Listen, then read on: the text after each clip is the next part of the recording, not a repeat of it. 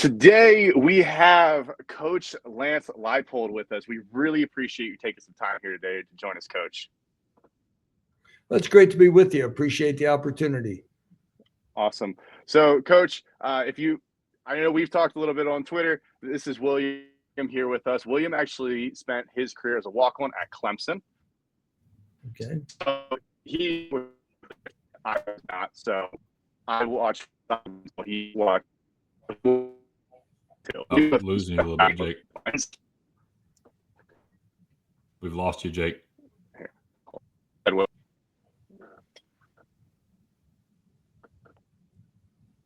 We'll take over. Okay. So, Coach, this is William. I was a walk-on at Clemson for a few years, 2013 to 2015. Love watching what you've done over at Kansas.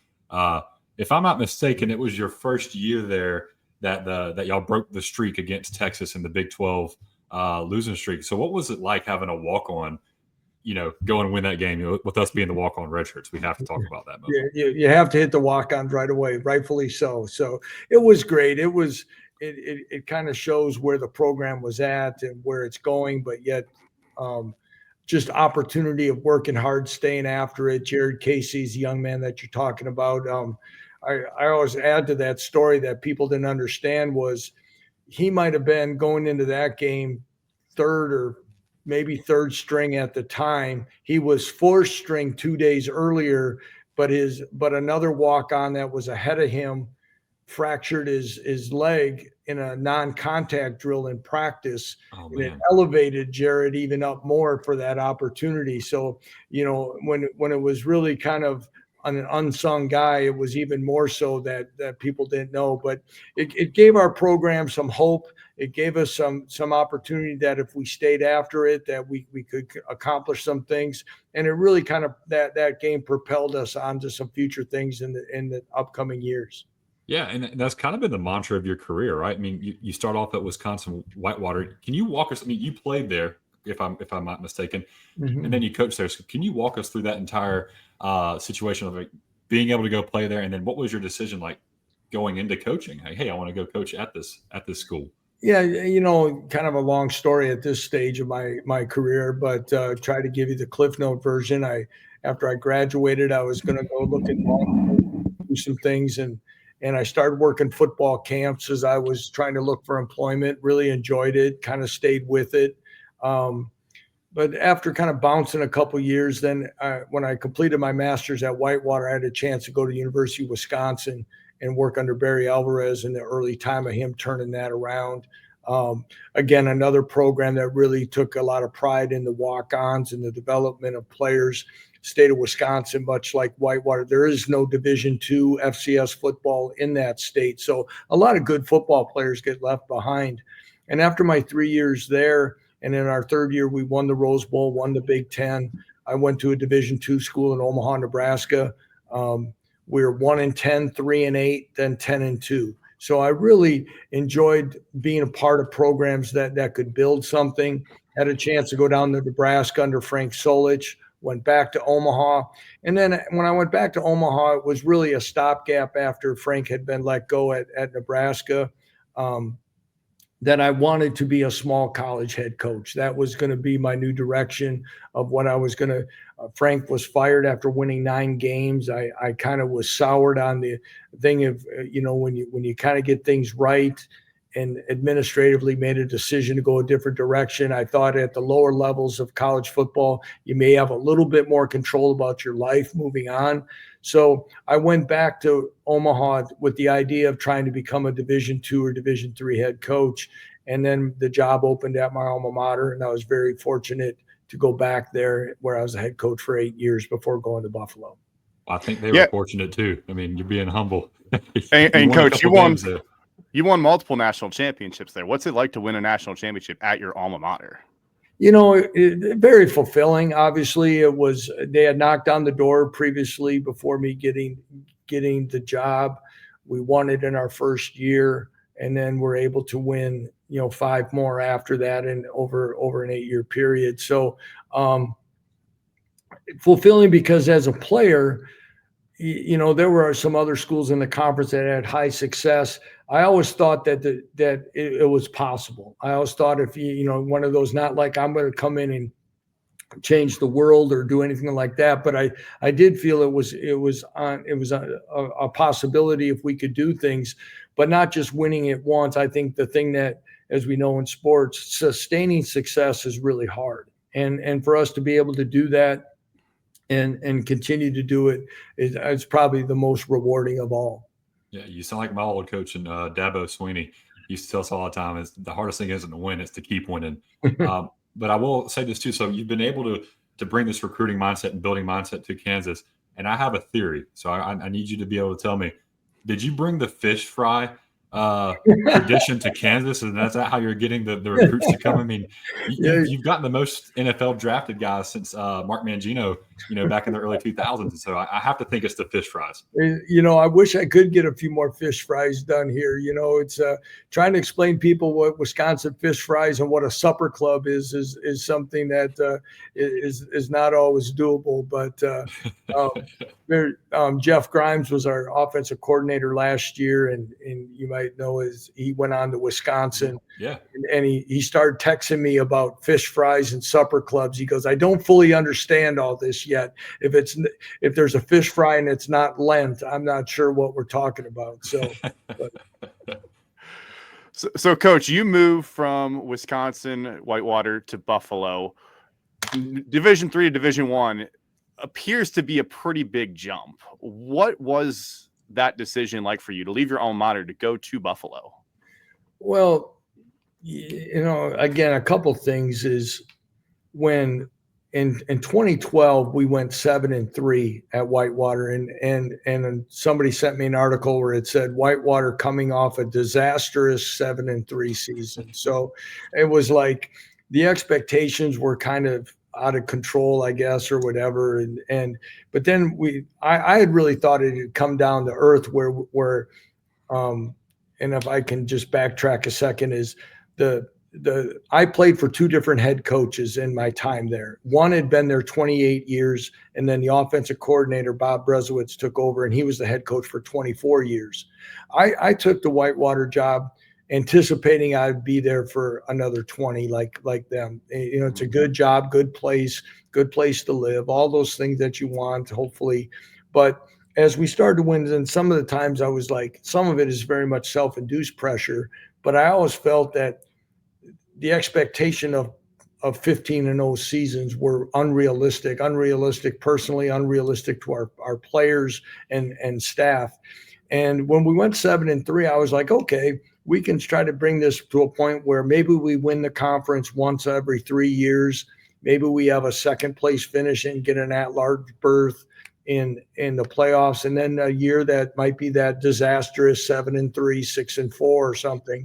And I would be very consistent and happy with that. Well, the very next year we went undefeated again.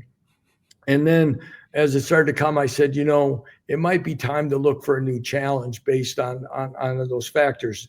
Danny White, who is now the athletic director at Tennessee, was the athletic director at Buffalo. If you've ever followed Danny's way of hiring and thinking, he's very aggressive, very outside the box type of thinker. So for him to willing to look at the Division III level was really pretty much unheard of it in many situations to get an FBS job. So it was a lot, but it became very apparent that, Danny's first hire really he hired Bobby Hurley to be his basketball coach, and Bobby Hurley hadn't been a college coach or any of those things. So, but taking that jump, I had some conversations at FCS and D2 levels through my 8 years, but I didn't feel any of those were better than the situation that I had.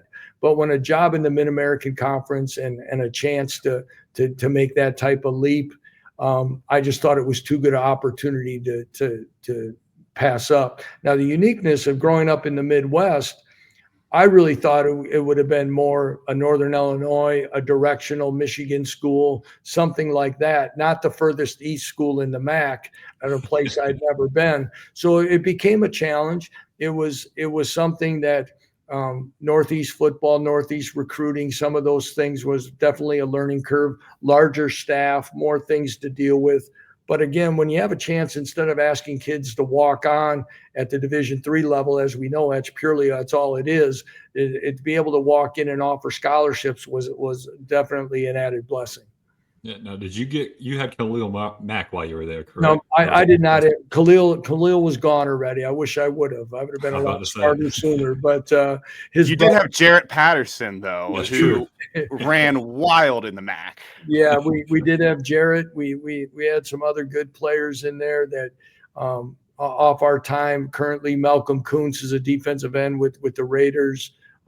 We had some other players that had a chance to make impacts, and again, it was a nice run and experience there. Yeah. Your 2020 season with COVID, my favorite thing was Jarrett Patterson still only played 6 games, but still had over 1,000 yards, which usually takes guys 9-10 games, and he managed to do it in 6. Right. I think he had 7 touchdowns against Kent in a game where I didn't know they needed one more carry. I think he had 400 yards on the day, but and Jarrett was special. He wasn't the biggest back. He's still been kind of hanging on with the Chargers on practice squad, but he could make someone miss. But the greatest thing about him is kind of a testament of kind of what we want our programs to be like, guys, is Jarrett might carry the ball 28 times in a game and have one of those days, but Jarrett would be out there on Monday in practice doing kickoff cover drills, and he's not even on the kickoff team. He wasn't a back that, well, I'll hopefully practice by Wednesday because my body's beat up and stuff. He really was a guy that worked hard, went about it the right way, and was a special player in so many different ways. Yeah, guys like that are like 1 in a million, and it has to be so awesome as a coach to have someone to coach like that. How do you go into a Jarrett Patterson's living room and recruit that guy? And is it all athleticism, or is there some like personality that goes into how you're recruiting your program programs? Well, you look at Jarrett, he's say 5'8", he might be closer to 5'6", to be honest. So he didn't pass a lot of eyeball tests, but you see the makeup, you see the opportunity. Recruiting him, he had an assistant coach at his high school, is like a close mentor that played at Buffalo under Turner Gill when Khalil Mack was there. And he had talked so much about how much he liked it. He and his twin brother, James, were all about Buffalo from the start. So when it came into the opportunity, it was like he wanted to be at Buffalo, which is so I guess special, because at that time there weren't a lot of guys that it made someone's top list. We were sometimes, very rarely were we beating a lot of people on that. We're trying to get maybe the top FCS type kid to maybe take a chance on us. But again, when you get a guy like Jarrett, it kind of fits the deal. It's like, you show up, you're coachable, you give us your best effort, you work a little bit harder to get better than you were yesterday, and good things will happen. And and it didn't take much for us to get Jarrett. The weird thing was, we had another running back at the time, Kevin Marks, and Kevin committed to us before Jarrett did. And we weren't planning on taking 2 that year, but we felt Jarrett was too special not to take and extend kind of adapted our recruiting numbers off of that. Yeah, good choice. So when you're in living rooms or when you're on phone calls and you're looking for your next players, whether it be at Kansas or previous jobs, what are some attributes you look for in players? It doesn't always have to be speed and agility and strength, but the guys that are going to add to your culture at your program. Well, again, how important is football, but also what are the other things that are important? And I'm sure you guys have talked about this. It's, the game's greatly changed here in the last 4 years. Okay. And rev share and NIL is a big part of it. But if money is going to be a part of this moving forward, and we know that, but if it is glaringly in the forefront from the jump, I don't know if that player is going to fit us and what we do, because it'll be hard to keep that person happy because it'll always probably be in the forefront. And again, we've been very fortunate here. Somebody had just told me I think we're right behind Clemson in the amount of players that have entered the portal in the last couple of years or this last cycle. And again, I think that goes back to cultural beliefs, the type of guys that we're getting. We talk a lot about the experience and what they're looking for, and holistically, are they being treated fairly? Are they getting opportunities? Are they becoming better men as we go through? And those are the things that we're trying to look for. It's a balance act. As we know, recruiting's never exact. But we want to try to find guys that when they talk about their goals, that it's not always the other monetary things that kind of jump out there. And because we've been very honest with our guys and try to be fun. I don't think it's anything special that anyone else hasn't done. Is if you're always worried about having the most, money is important in life. It does help us. It helps us move forward, take care of our families, all the other things. But if you're always in a comparison mode of what somebody else has compared to you, you will not be a very happy human in life. Someone's going to have a better car. Someone's going to have a bigger home. Someone's going to have a better salary. And those are the things that if you're continually chasing that, you're probably not a fit here at Kansas. Man, you're making me want to play for you right now, Coach. So if that were the case, then you're recruiting us. So Jake and I do write and do some podcasting for the Walk-On Redshirts, but we're two 5-star guys and we're interested in Kansas. And just so you know, the amount of talent you're dealing with, I was formerly the scout team player of the year at Clemson. So that's essentially the Heisman for the practice squad at Clemson. So you got to know what you're dealing with here. Can you give our listeners a recruiting pitch from Coach Lance Leipold? I don't know about that. Geez, I don't know if I could afford you in today's world. Probably all the other endorsements you'll have off of that. That's right. Yeah. I know there's a walk-on award and all those things now, but I would say, for Scout Team Player of the Year, there's got to be a new National Scout Team Player of the Year award you guys start or something, don't you think? I'll start it, and I'll humbly say that I earned it that year. There you go. You could be the first one, right? That's right. But I'm doing that humbly. I'm not going to exonerate myself. I think though, when you talk to 5 stars or a 2-star, I say a lot of the same things to every guy, is that we don't promise things, we promise opportunity. But we also can say that, as we know, especially at the Power 4 level, but really even at the Buffalo and anywhere else, if you have a dream to play beyond college in the NFL, you're going to get the opportunity anywhere across the country. Sometimes everybody's got this thing, well, we produce the most guys, we have this. If you're good enough and you work hard, and we talked about Jared Patterson, I always say this, Jared was a pro before a pro. He was in the training room 3 times a day. He would be in there early before practice. He was in the training room taking care of himself right after practice. And then he went back later in the day and did some ab work and other things for maintenance of his body. So if you want it bad enough and you develop the habits to be at your best and maximize your own talents, it can happen anywhere, whether it be Ohio State, Alabama, Clemson, or Kansas or Buffalo. It can happen if you want. And again, when you talk about opportunity, and we don't promise playing time, we promise that opportunity. But if you're talented enough and you're that true 5-star, you're going to have plenty of opportunity early in your career at Kansas. Yeah, and it sounds like you have that culture there already. Sorry, Jake, I wanted to add one more thing. So last year, us, and including I think a lot of people, liked what Kansas was building, what y'all were doing, the direction y'all were heading. And you lost a couple close ones here. I mean, I think you lost by an average of 7 points in the 5 games that you lost, or 6 games that you lost last year.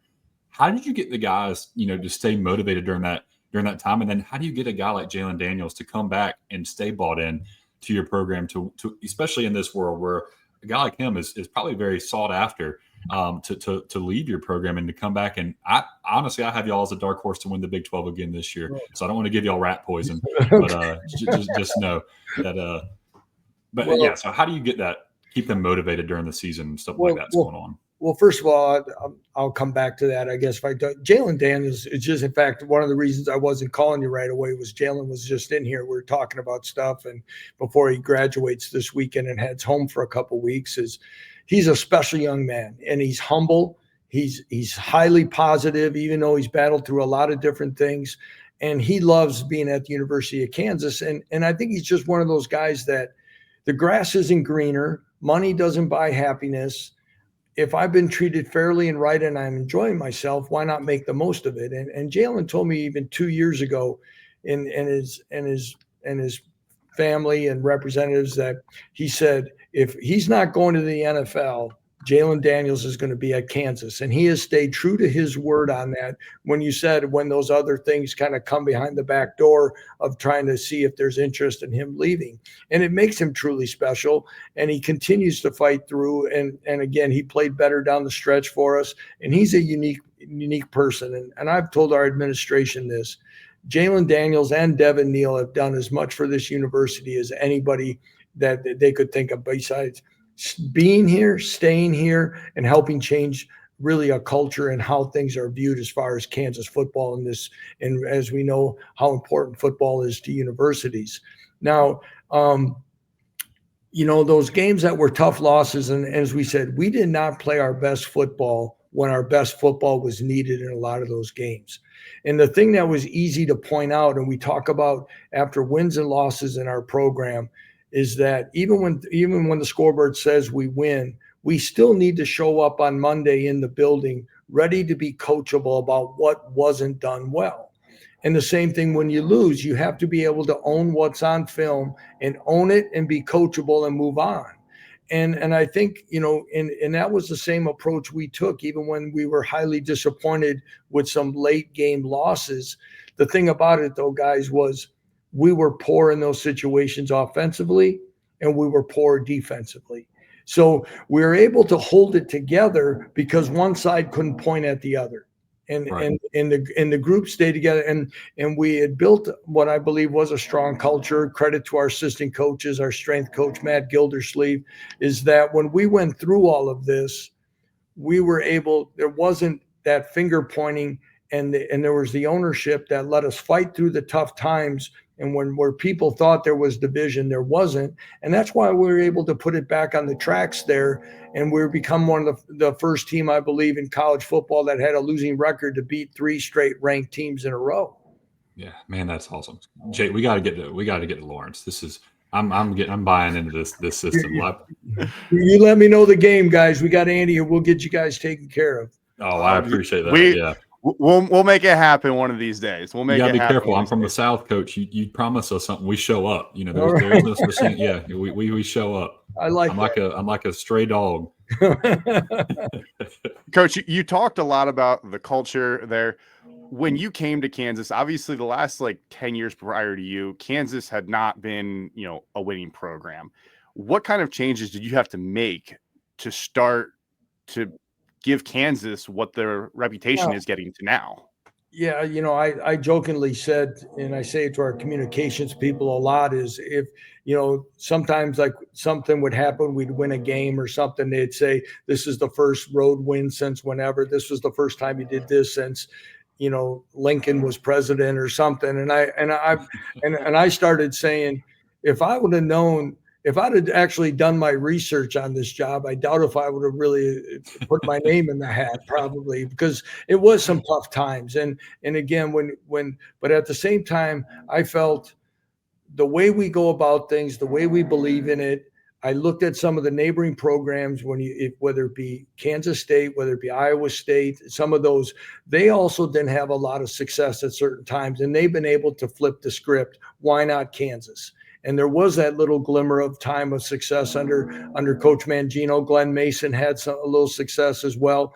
Why not? But when we came in here, I think one of the things that small things that changed, we went to morning practice. So when we went from an afternoon to a morning practice, it already changed how things were done. We told our players that we're going to get them in, we're going to do our work, and then they're going to have time for the rest of the day for academics and personal. We didn't sit there and grind them and made them come back and do a bunch of stuff. And when we did things, we said things and then we did them, it really helped build trust in the locker room. When we set an expectation, but it was tough, whether it be punctuality, class attendance, weight room, nutritional, things, all those things that we held them accountable for, and they figured out, hey, they're not kidding, and there's not any slack in this. We started to see the results. Kenny Logan was one of our better players our first couple of years here as a safety. And our first year, I've told this story before, is I asked it towards the end of our first year. I said, Kenny, what do you like best that our staff does that is maybe different from before? And he goes, well, I like morning practice. I like all the accountability stuff you hold us to. I like all the check-ins, all the things that you make us do that keep us on track. And I said, okay, what do you like least about what we do? And he said, all the check-ins, all the things. And he essentially repeated all the things he said. He goes, I may not like them, but I know they're good for us. And That's when awesome. guys when they can understand that and represent that, they know at the end of the day that you are helping them. You're not harassing them. It's for their betterment. There's going to be results driven off of this, and it can make them better. It help us change the culture here. Yeah, I love that.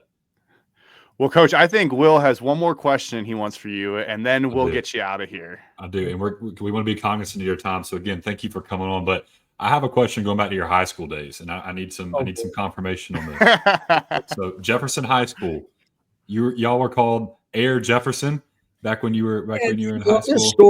This story's gotten like it's gone. Coach, I'm afraid that Michael Jordan stole y'all's nickname. Well, yeah, I think you're right.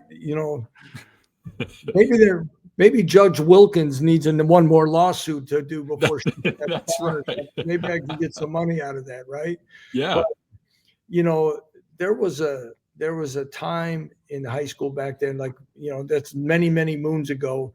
And being in the shotgun wasn't always that much, especially in the upper Midwest of stuff. So we started to spread the ball around and throw it a little bit. But, I was about as average could be. But the stories get better through time. Hey, well, you've just been compared to Michael Jordan, and no one can refute it. I mean, you're there. I have to say this might be my first interview ever where Michael Jordan reference and to anything that has to do with me had to be in the same sentence. Hey, you were compared to Michael Jordan, one of the greatest, so maybe you're going to be one of the greatest too. That's right. Well, Coach, we really appreciate you joining us today. We really appreciate you taking some time out of your day. I can't thank you enough, and absolutely the best of luck to you and your program this fall. Well, I appreciate it. I appreciate it, guys. Appreciate the opportunity. It means a lot. I'm glad we're able to connect on X or Twitter or whatever we call it these days. But anybody that has a chance to do some good things and talk good about college football and promote the game, I truly appreciate it. And I do want to reemphasize invitation to Lawrence stands. You just let us know, okay? Yes, sir. You got some Absolutely. Jayhawks for life now, Coach. Rock chalk. All right, rock chalk, guys. Have a great day. Thank you, Coach.